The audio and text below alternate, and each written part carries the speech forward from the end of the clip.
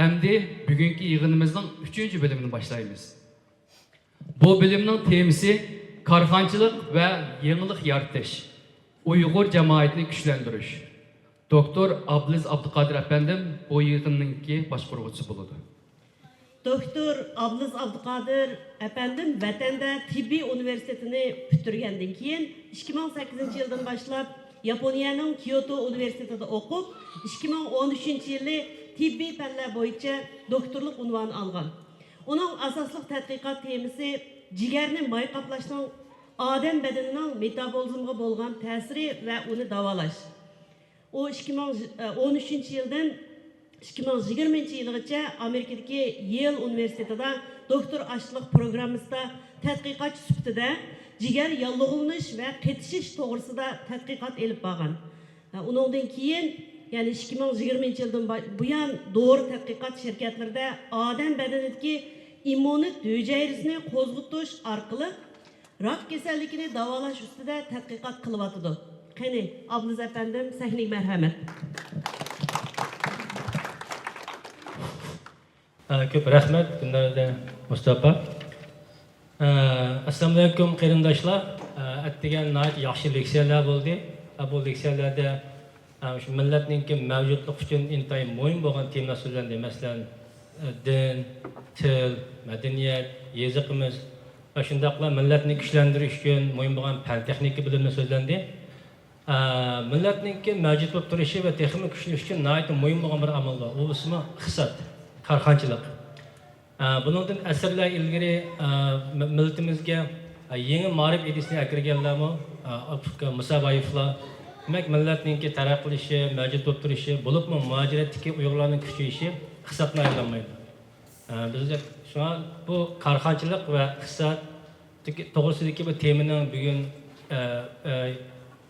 leksiyani ilib berishi bu nihoyatda ahamiyatga ega. Bugün biz 3 qarindoshimizni bu bölümge taklif qildik. Birincisi Şakir Şemsi efendi. Şakir akam uzundan buyon şu neft energiya sohasida ishlab kelgan. Şakir akam hozir Deep Star yani şu biz bilgan X-Mobile deymiz, Shell deymiz. Şu dünyadagi şu neft şirketlari bilan nihoyat cho'ng xalqaro ta'sir qilgan. Shu shirkatlarningki birlashmasidan qurilgan bir organizationninki board membersi, yani ijroiy mudiri ve raisi. Demek shunda xalqaroga ta'sir qilayotgan shunday cho'ng shirkatda bir Uyg'urning bo'lishi bu biz faxrlangan ish. Shakir akam o'zininki bu uzun yillik shu neft sohasida ishlash jarayonida ko'plagan natijalarni qo'lga keltirgan, maqolalar e'lon qilgan va shundaqlar yangi kashfiyotlarni o'tirib chiqargan. Gerçi Shakir akam shuncha xizmati aldirash bo'lsa-mu, o'sha bo'lib Texasdagi Uyg'ur jamoatining ishiga nihoyatda ko'ngil bo'lib kelyapti. 2011 yili, 2012 yili Houston Uyg'ur jamiyatining raisi bo'ldi, xizmat qildi. 2022 dan boshlab Texas Uyg'ur jamiyatining raisi bo'lib kelyapti. Shundaqla tunagan biz ko'rgan Lachin komandasining qurilishida Shakir akamning zo'r teklisi bor. Unda bo'lsa Shakir akamni leksiyaga taklif qilsa. Qani Shakir akam.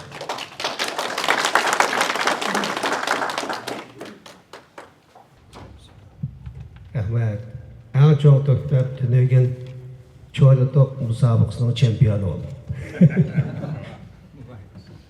Ama asasla o çoğalatokda bütün Amerika, Şimali Amerika'da, Kanada bulan bu Uygurlar, yaş ballarını teximi aşındaq topның her xil türleriga jalb qilib, salomat bo'lish,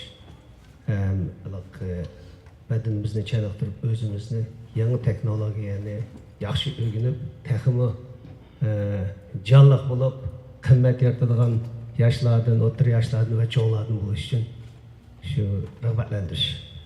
Bugungi bu tema biz uchun beh muhim tema deb o'ylayman. Uyg'urlar chet ellarda yashayapmiz. Men kelganimga 26 yil bo'ldi. 26, 7-8 yılın altında Rişat Kamla, Erkin Kamla, Toğluk Kamla bilan aloqalashdik. Ve Erkin Kamga bir aylık maaşının içimde telefon urib etgan. 1996 yılı. Şu vatanda Çoğungar oymalıqda jangalda ishlaydi, neft izlab. bir injin. Demakki, aşı vaqtlarga hozirni selishtirsa, texnologiyaning qanchalik taraqqiy qilib mang'ini bilamiz. Demakki, u vaqtlardagi aloqalashish, communications hamda hozirgi selishtirganda u dunyo bu dunyo o'zgarib ketdi. Endi hozir qilayotgan ishimizning asosligi men endi Chevron shirkatiga tava, lekin biz 10 energiya shirkati birga ochgan bir Deep Star degan alayda bir organ bor. Bu organ orqali biz Exxon Mobil'dan da, Shell'dan da, Total Energies'dan o dünyadaki Amerika ve G'arbiy dunyodagi asos shirkatlar, Yaponiyadan bir ularning eng chong neft shirkati bor, Braziliyaning eng chong neft shirkati. Bu 10 shirkat birlashib dunyo dengiz okean energiyasini qanday qilib har hukumatlar bilan yaxshi munosabat qilib, muvofiq usulda ochib, eng yaxshi qimmat yaratib, bütün dünya xalqiga eng tuvan cost bilan eng tuvan hajliga pulni eng tuvanlashtirib, mushlarga turmushini o'stirish bu bizning planimiz. Chunki doim hukumatlar bilan diyor tuzaymiz. Ben yaqinda Yaponiyaga berib, Yaponiyaning 98 shirkati bilan diyor tuzab keldim. Bizning nimaga konsorsium vakil bo'lib, ham demakchi bu Yaponiya şirketleriga bizga texnologiyani olib keladi. Biz ularga yo'l ko'rsatamiz. Orqadan bular bizga eng yaxshi unumli usulda dengiz okean energiyasini yaratib degandek qanday qilib bu energiyani unumli ilish, shu o'sayotgan shu tok sarfiyotini qanday qilib eng tuvalatish shu bizning qo'limizda qilayotgan planlar. Hozir 77 shirkat bor. Biz boardning ichida 10 shirkat bildi, hamma 10 shirkat 10% mablag' solamiz. Meni Chevron yetgan, lekin men boardning nimasi bilan buning chairman bo'lib qoldim. And executive director buni yaxshi unumli boshqarish uchun shunday bir yo'lni tanlagan. Endi mening bu Amerikaga kelganda yoki 10 yil energiya shirkatida ishlab bo'lgandan keyin 20 necha yil ishladim desam, oldingi 15 yil asosli o'sha technology innovation mo'shu orqadan igilik tikligan innovation hamda asosliq bu texnologiya jihatdan yangilik yaratib, yangi igilik tikliganlarga men mo'shu shirkatning VC deymiz, amaliyotda bu tavakkul mablag' solish bo'limi ishlab, ularni yetaklab kichik shirkatlarni cho'ng qilib, masalan, garajdan boshlangan 100 ming dollarlik shirkatni apirib 500 million dollarlik shirkatga chiqib, buni ya IPO qilamiz yoki uni boshqa shirkatga sotamiz. Aqdan eng tuvan qimmatni eng yuqorilatamiz. Uningning shu chiqimni eng tuvantish jarayonida shu xalqqa foydali ishlarni qilamiz deb plan qilamiz. Endi Chevronga shu narsani men kirgan, uning ismi iPhone, iProducts debdi. Burun shu White House shirkatgan bir telefon bor, uning ismi BlackBerry Rim Company'ning shuning strategiyasining chatoqligini qilib men chairmanga degandim. Mo'shini akirmasak bo'lmaydi desak, bu mo'shu amaliyotda iPhone degan mening kichik bolalarimning grandkids toys. Buni akirma, butun dunyo boshqa davlatlar bizning niqotimizni bilib oldi, iPhone akirsak deydi. BlackBerry'ni boshqa davlatlar albatta cyber security qilolmaydi ekan. Masalan, cybermi deb Berkeley var bir kichik garajdan 100 ming dollarlik shirkatdagi CEO, CFO, CTO'lar so'zlashib, uni bizning shirkatga akilib, bu shirkatni 3 yil baqib, uni Oracle necha 100 million dollar sotib oldi. Ma qimmat qanday bo'ldi? Shuni qurgan 100 ming dollarni qurib berib, qurgan 3 odam qancha 100 million dollar olib ketdi. Demakchi, ularmi o'ziga qimmat yaratdi, lekin bular eng yaxshisi shu telefon, mo'shinchilik umumiy ishlar bizning endi asbos to'kimiz bor demakchi. Endi gapni qaytarib olib kelsak, bugungi maqsad shu yosh bolalarimizga asosli.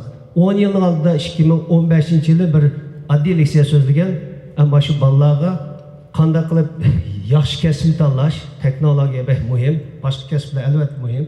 Orqadan bo'lsa, o'zimiz igilik tiklasak, shu igilikda qimmat yaratish intayin tez ham unumli bo'ladi. Orqadan xalqimizga, o'zimizning tashkilotlarga yordam bera olish usuli intayin yaxshi bo'ladi. Shirkat orqali bo'lsa. Demakchi, odat bir oyning shirkati kichik boshlandi, lekin million dollar qo'yib oila shirkati yiqilib qolishi mumkin, ish odamlar tugab ketsin. Lekin biz VC degan narsa bilan shu tavakkul mablag' orqali bu shirkatni yugurta olsak, bu shirkat kengayib bir korporationga aylandi. Shuning bilan biz texmi bu biz Uyg'urlarning shu enterprise, shu shirkatlari shunda kuchayish holati shakllandi. Ben shu necha innovation mesela iyilikni shu yangilik yaratish, aqdan buni iyilik tiklash va shu qanday qilib oxiri shu VC investment shularning puliga erish jarayonini oddiy qilib tushundiray. Aqdan shunga haqiqatan yosh bolalarga buni ko'rsatib qo'ysanglar, bo'lsa ashlar o'rgansa, o'rta yoshlarimiz amaliyotda ko'p tajribasi bor, asbos ishlasa deb shu planda oddiy qilib so'zlay. Uzamag'izamda nima uchun innovate qilamiz degani oddiysi bir gap shu endi.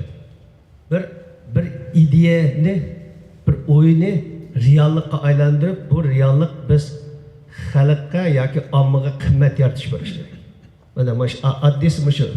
Ko'p holda biz bir narsani yaratamiz. Mana Apple'ni yaratdi, Apple'ni yaratdi. Bunun egalari yaratdi. Shu qimmatni qanday hozir biz shuning qimmatini ko'ryapmiz. Yana birisi servis degan mulozimat. Ba'zi vaqtlarda oddiysi Uber kelib butun yellow cab'ni yo'qotdi. Houstonda desak. Demakchi, shu servis, shu mulozimatning qanchalik kuchli muhimligi. Amaliyotda Uber ko'p hollarda bir kichik masalani qanday qilib oddiylashtirib hal qilish yoki tez hal qilish shu yo'llarni ko'rsatdi. Ama hozirgi shuni o'qisam, men buni sizlar menda tez o'qiysizlar, cho'qim hozir shu dunyoda asosliq bo'layotgan ishlar. Artificial intelligence, mana shu sun'iy aql demdik. Sun'iy aql. Abay inimiz dedi, sun'iy aqlning hozir qanday dunyoda tez taraqqiy qilayotganini. Amaliyotda bizning ansirishimizning o'rni yo'q, ma'lum jihatda aytganda. Amerika shirkatlari, Amerikaning energiya shirkatlari, biz energiya shirkati deganlar biz neftni olmaymiz. Neftning keyinida shu neft, gaz va boshqa energiyalarning manbasini tepib xalqqa yetkazish jarayonida mushu ishlarni hammani tan qilamiz. Chunki mushu jarayon biz qilayotgan ishlarni oddiylashtiradi. Şu onun ustiga mana aslida avtomatlashtirish. Dunyoda avtomatlashtirish intayin muhim bir o'zgardi. Bu nima deganda har qanday narsani bir program qo'yamiz. Yapon shirkatlariga hozir 22 shirkatga mablag' berdik. Bu shirkatlar masalan bir kuni bassa palayaga bir ishni qilib etib, degan yo'llarga qaytib kelib, buninglar odam aralashmaydi. Masalan dunyolik jiqsahalar shunda qo'yib ketyapti. Buni texnik shunda qilmoqchi. Endi qolganlar nimalarni shunda yaxshi o'ylasa, transportlarni qanday saqlash, bular intayin muhim. Endi nima uchun bu biz uchun muhim deganda, eng oxiri kelganda bu bizni qanday qildi hayotimizni yaxshilaydi. Bu ishlarni o'qishning o'rni yo'q, lekin qarab bilamiz.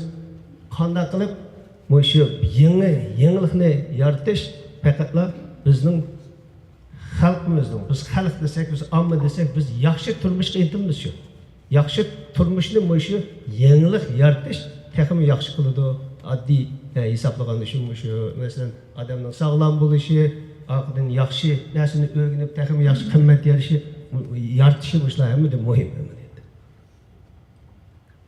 Endi bu bir turkum yangilikni yaratish. Ham yangilikni yaratib bo'lgandan keyin bu yangilik ashad tursa bo'lmaydi bu. Buni yudab yapmağınlığa adam buluş gerek. Bununla buna iyilik tiklaş, iyilikni tiklep şunu mağızlıgan adam gerek. Bundan desek, şunu biz hesaplayımız, ama an ahir kelganda şu qanda qilib qimmat yaratish. Biz o'ltirib o'ylayveramiz. Kalımızga cık xiyallar keladi, mani qilib baqsaq, ani qilib baqsaq bo'larmi kelib. Axir qavi qimmat yaratadi. Qani ammo haqiqatan ashuni qabul qiladi. Hammadan muhim narsa ashu. shu qimmatni yarata oladigan shu igilik hammadan muhim. Ham yana birisi mana bu biz igilik tiklik ishlarni nima qildi desa, bu hukumatlar uchun yoki omma uchun o'xshash. Xalqning qo'sig'ini to'yg'izadigan, ko'nglini aram qiladigan, yaxshi ishlarni qilish uchun bir xizmat bo'lish kerak. Xizmat bo'lish kerakning sababi nima esa bizda bir kirib bo'lish kerak. Shu chiqimlarni qamdaydigan. Mana bu oxiri kelganda shu intayin muhim narsaga aylanib qoldi. Buni nima qiladi desa, texnologiya shu yangilik yaratishdagi hammadan muhim narsa. Oddiysi aytganda eng oddiy bir misol olsak, shu Xitoyning Amerikadagi eng cho'ng 10 boyning ichida 9i texnologiya bilan boyib ketgan. Shu kelib Amerikaning yaxshi muhitini topgan. Faqat birila oshxonaqliq boyilgan, ya'ni Panda Express asqan. Demakchi, bu odam, chunki odam yaxshi bo'lish, xo'shal bo'lish uchun qo'saq to'yish kerak-da. Shunga bir qismi amaliyotda. Lekin ko'pincha texnologiya shu nimaga yiqilishdi. Bunday odamlar qanday bo'ldi desa, u odamlarning xarakteri mana shu 4 turga kiradi. Ba'zilar shu hammasi bor. Mana bular qanday qiladi desa, boshqalar ko'rmagan narsani oldin ko'ra oladi. Yoki boshqalar his qilmaganda tezroq his qildi. 1 soat tez his qilishmi? His qilmaganda juda yaxshi. Bu intayin muhim. Oqidan bular jahil desak bo'lmaydi, lekin bular yapishib qila oladi bir ishni. Zirikmaydi ishni. Xuddi uni kunda to'pchilar to'p o'ynab zirikmagandek, match-o'yla to'p o'ynab zirikmagandek, golf o'ynab zirikmagandek o'xshash ish. Ashuna. Oqidan bular ham bir narsa qildi. O'ylab o'ltiravermaydi. Bir kuni qaror chiqardi. Mana shu qaror iyi bo'ldi. Ma ishni bunday qildik. Bu bir chataqsiz manba. İyi bo'ladi. Oqidan bular tezegindi bir yer kelganda shu nimani e'tirof qilishga, xatolik yuz bersa e'tirof qilishga tayyor bo'lib, darhol yo'linishni o'zgartira oladi. Shunday qilib qiladi. Demakchi, shu narsalar bizda yetilsa, shu qimmatlarga yaqinroq turamiz. Bunun jarayoni masalan Abay dedik, bir kalimizga bir xiyol kelish kerak. Uni eng oddiysi bir yerda nima qilish, sinab beqish kerak. Ma'limizda to'tadan bizning o'ylagan ideyani o'ydikilar ya xolamdi, xolamamdi degan narsa intayin muhim. Ammo oqidan oz deganda bir narsani sinab qilib yetildirib, shu mangsin, shuni bir bozorga qo'yib berish kerak. Bu ham bir mol hamda. Ammo oxiri kelganda hammadan muhimi bu asla ushqa vaqtida bu keng doirada scale. Shuni keng doirada qila olsak, shu bir jarayon. Bunun meseleleri jiq. Meseleler jiq bo'lmasa hamma odam qiladi buni. Endi bugun deydigan shu leksiyaning eng muhim qismi shu VC qismi keldi. Nima desa, funding. Bu kim beradi bu pulni? Mening dadam deyxon o'z vaqtida deydi, palajma chatar chiqaman desa, deyxonlarning bola chiqamaydi, cho'ng baylar chiqadi. O'z vaqtlar juda. Shu demakchi, shu adi kimda pul bor, mablag' bor, shu odamni chaqirdi. O mablag' oxiri kelganda qanday bo'ldi? Bu jarayon nima deymiz? Tavakkul jarayonida. U tavakkul qilishdan millionni bir odam tavakkul qilishni xohlaydi, haqiqiy tavakkul kelganda. Shunga shu jarayonda o'zimizga o'ylab baxsak, haqiqatan shu tavakkulni qilib bir mablag'ni topa oldik. Oxiri kelganda shunda chin turib, masalan, oldi-keyin bo'lgan vaqtimizda o'zimiz rag'batlantirib ma'lumdi. Endi eng oxiri shu birinchisi shu mablag'ni qilish funding. Endi shuni boshlagan vaqtda kichikdan boshlash kerak. Ko'p bolalarda yo'g'on ishlarni o'ylab bizning bolalar bu atrof, men cho'ng ishni qilmay, kichigini qilmayman deb. Amaliyotda kichigidan boshlab buni eng tuban u mablag' bilan boshlash kerak. Haqiqiy shu ehtiyojni tepish kerak. Oxiri yana bizni yetildirib mangadigan yoki bizga yaxshi fikr beradigan, ha sening yaxshi deydigan odamimiz bo'lmaydi. Mayering yaxshi, mayering chataq, bunda qilsa o'zgartgil bo'ldi, bunda qilsa taxim yaxshi bo'ldi deb shunda buni boshlaymiz. Endi mablag' nereden keldi desam, eng yaxshi mablag' usuli men o'zim qilib kelgan jarayonda va boshqa banklardan boshqa mablag'lar solishtirganda eng yaxshi mablag' usuli shu tavakkul mablag' usuli. Bu tavakkul mablag' usuli qanday? Buni men bu tushunmaydim burun 20 yillarlik qattiq tushunmaydim. Lekin o'rganish jarayonida tushunsak, bular shundoq aqlliq desak bo'lmaydi. Ular ashi jiq narsani ko'rgan, ashi jiq ishning oldi keyinni hisoblab, intayin yaxshi usulda shu masalan igilik tiklaganlarni yetaklab mang'alaydigan odamlar. Bular dahi intayin jiq besimni oshlab ketadi. İgilik tiklaydiganlar undoq jiq besim ko'tarmaydi. Nima desa, sizda $100,000 garaj shirkat bo'lsa, bir VC shirkat kelib, biz oz deganda $2 million beramiz, shirkatingning 10%ni bizga ber deydi. A shirkatni $100,000 shirkatni mablag'chilar kelib bozorga qandoq uni package qilib $10 million shirkat ko'rsatdi. O'zi 2 million berib 20% bizga 80% sadaqasin deydi. Bizni mana Apple'ni biz ashuna akirgan. Demakchi Oracle sotib olganda qancha pul topdi? Chunki ola u pul kessa ota-onasining puli ketmaydi. Kessa venture capitalistning puli ketadi. Venture capitalist qanday o'ylaydi? Men 10 shirkatga invest qilsam, 2 shirkat 3 yildan keyin uni necha o'nasiga sota olsam, qolgan 8 shirkatlar mening korim yo'q deb bunda o'ylaydi. Bu 8 shirkat yiqilib qolgan, sug'i chiqib qolgan shirkatlarni asirmaydi ular. Mana biz ashuni qilib, men o'zim chaqda yiliga bir yillari 300 dan 500 shirkatning kichik garaj shirkatlarining odatda biz 1 milliondan qiymat oshmasa mablag' solmaymiz. CTO, CFO oldida keldi pul so'rag'ili. Aqida uning CEO'sini chaqiramiz. CEO'si kelib tushuntirib qolamsa, Chief Technology Officer chaqiramiz. Tushuntirib bo'lgandan keyin 2 minut vaqt bergandan keyin bir oydan keyin sana 1 soat vaqt beramiz deymiz. Shu bir jarayonda mana shu venture capitalist eng cho'ng riskni ashlar ko'taradi. Eng oxiri kelganda hammadan muhimi eng ostiki banklar sizga berolmaydi. O o'ylagan narsangizni bank asob pul vermaydi. Mushlar mablag' sola oladi. Hikoyangizni yaxshi ayta olsangiz. Mana hozir dunyoda masalan o'tgan yilda buni yaqinda qarasam, o'tgan yili $425 million pul ekib yuridi. Bu pul intayin oson pul amaliyotda. Biz Uyg'urlar mushu pulga hozirgacha bir Uyg'urning shirkatini beqib chiqib, garajdagi $100,000 shirkatini beqib chiqib $1 million evaluation qildirib, ya $2 million bo'lsin, 10 million emas, bir venture capitalning pulini hozir bilmayman. 10 yil oldin bolalar dedim, aloqalashsanglar bo'lsa, hozir ba'zi aloqalashib bular boshqa ishlarni qildi, lekin mushu bozor shunda ochiqmiz. Kilayli yana o'sida, kilayli 600 million kishi mumkin.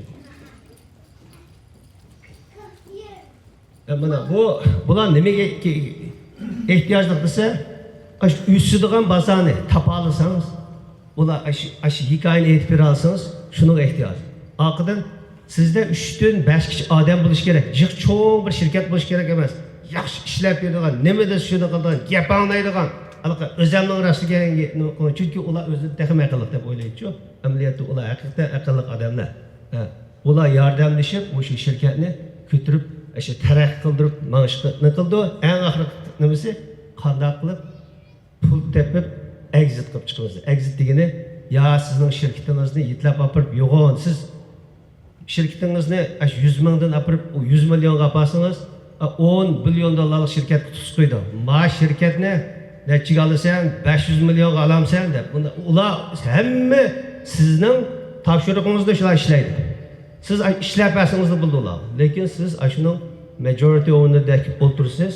Lekin ular faqatlar bir qismini pulni beradi, lekin ular sizni yetaklabmaydi. Ham buni necha pulardan pul olishning necha usuli bor, oddiy usuli. Buni tez o'tay. Qancha vaqtim qoldi? Yana 3 minut vaqt. Ama 3 minut keldi. Birinchi ashlarga avay deganda hikoyangizni aytsiz, nimasini hal qilaman. Ularni oldiga borganda. Oqidan aspas pul topgan bir narsangizni ko'rsatasiz. Odatda siz $1 million pul topgan revenue, sizdagi profit emas. $1 million bo'lganimiz qarab baqiblar. Unda bo'lsa seni $10 million shirkat deb hisobga bilsak bo'g'dakda mudaq deydi. Oz deganda. Demakchi. Oqidan bu haqiqatan shu intayin yaxshi bir teamni tepishingiz kerak. O'zingizning o'sha mal haqiqatan aspas bir yerda sinalgan bo'lishi kerak. İkincisi, o'zingizda ularni oldiga borganda kuchli ko'rsatishimiz kerak. Ishonchli. Herkes ulag'il tayin bo'ldigan emas, ishonchli ko'rsatib, aspas abay degandek bir narsani, oddiy bir prototip bilan bir narsani ko'rsatsangiz, ular uchun intayin muhim. Hamda ish qilib bu jarayonda ular sizga shunday yaxshi yo'lni ko'rsatib, hamda yana degandek hikoyani yaxshi aytish kerak. Nima masala bor? Qanday hal qiladigan usulni tayyor qildingiz? Aqıdan nima uchun hozir tayyor qildingiz? Nima uchun burun emas, keyin emas? Bozorning vaqti qachon? Mana o'zingizning bozorni, o'zingizning molni qanchalik bozorga qanchalik ta'sir qilgan hammasini yaxshi ko'rsata olsangiz, aqıda qanday qilib taraqqiy qilganini ko'rsata olsangiz, ular ko'p balon sizga ishindi yoki sizga yo'l ko'rsatadi. Endi ma'noda hamda bularga qanday odamlar sizga yordam beradiganini venture capitalist shundaqcha, shirkatni shundaqcha, ashunani muvofiqni sizga muvofiq yordam beradiganini tepish intayin muhim. Buni oxiri kelganda buni o'zingiz ularni haqiqatan o'zingizning visionmi, o'zingizning yiroqni ko'rgan nazaringizni yaxshi ko'rsatsangiz, masalalarni yaxshi o'tirib qo'ysangiz, oxiri bularga tushuntiradigan bir narsa, siz ular tarafidan yetakligil bo'ldigan odam bo'lishingiz kerak. Shu yo'llarda bo'lsa haqiqatan shu venture capitalistga access qilib eng oxiri kelganda mana shuni qanday qilamiz desa, haqiqiy o'zingizning qimmatini ko'rsatasiz, oqidan qo'l ko'rishib, pulni olasiz, kapitalni zavod quramsiz, nima quramsiz, hammaga ishlatasiz. Ular asosliq hamma chiqimni o'sha qiladi. Vaqtda sizning shirkatingiz tez mangdi, vaqti kelganda mana exit qilib yaxshi chiqa olasiz yoki o'zingiz olib qolsangiz bo'ladi. Xohlamsiz. Endi bu savollar bo'lsa, men tezdan javob beraman. Ko'p rahmat. Savollar bormi?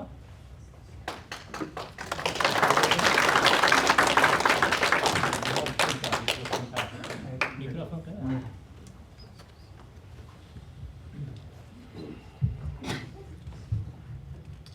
Shakir nəhayət köp rəhmət. Həmməylə nəhayət qiziqadigan, yəni boy bo'lishni xohlamaydigan hech kim yo'q deyman. Nəhayət yaxshi bir leksiya bo'ldi. Mening savolim, siz shu innovation degan vaqtida, yangilik yaratish degan vaqtida 2-3 qadamlarda atrofidagi oiladagi yoki shu bozor, ya'ni marketing qilib shularningki shunaqa ehtiyoj bo'lganligini deb o'tdingiz. Men shu nimaninki Steve Jobs'ninki biografiyasini o'qigan vaqtida uning bir hikoyasi bor.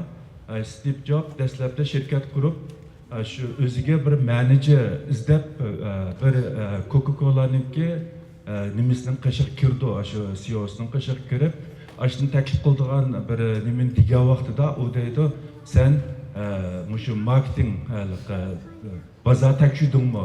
Shu narsanga qanchalik ehtiyoji bor ekan degan vaqtida uningga bevosita javob bermay, agar Forddan birisi shunday so'ragan bo'lsa, Ford xalqdan so'ragan bo'lsa, biz hozirgacha otga minatdiq deydi-ku.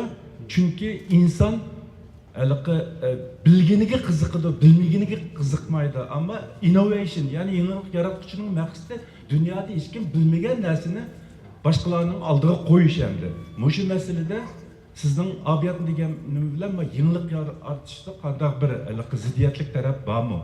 Menimcha uning ziddiyat yeri yo'q. Steve Jobsning nimasini biz pul ko'rgan. Steve Jobsmi venture capitalistni oldiga borganda udoq gapirmaydi. Chunki venture capitalist ko'p hollarda ular hammasi hamda Steve Jobs bilganni u venture capitalistlar biladi. Amaliyotda u qana Steve Jobsning ideyasi qanaqa desa, men marketing mayitlabman deydi. Ular u deydi, men 5 billion odam bormi, 7 milliard odam bormi, hammasining ichida men 1% emas, men ash ustidagi birsi deb o'ylab va dunyoni o'zgartiraman deydi. Elon Musk o'xshash. Hamma odam undaq bo'lmaydi. Amaliyot undaq bo'lsa-mu, shu eng beshida moshini sinaq qilganda, odamlar kichik bolalarni sinaq qilgan u. Kichik bolalar qiziqganda, ko'p bolalar o'yindan boshlaydi. O'yin hamma odam qiziqadi.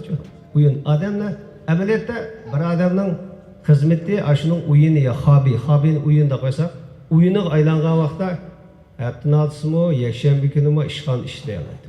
Mən xizmətimni yaxşı görmə, bəzi dostlar telefonda mən işxanda işləyətmə birəsizim və artıq işliginin qanşı pul verildi dedi. O mən artıq işliginin pul vermədi. Mən yaxşı görgənim üçün həftənin altıya yekşənbə günü işxana varıb kilətidik planlarga özəmni qıvatman dedi.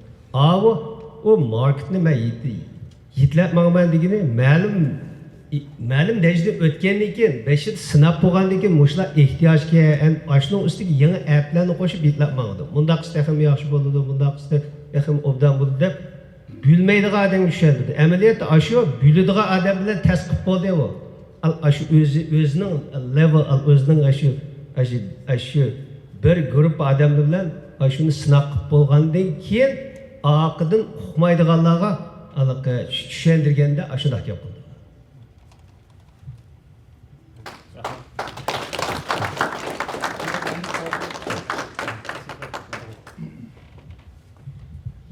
Nayt yaxşı leksiya oldu.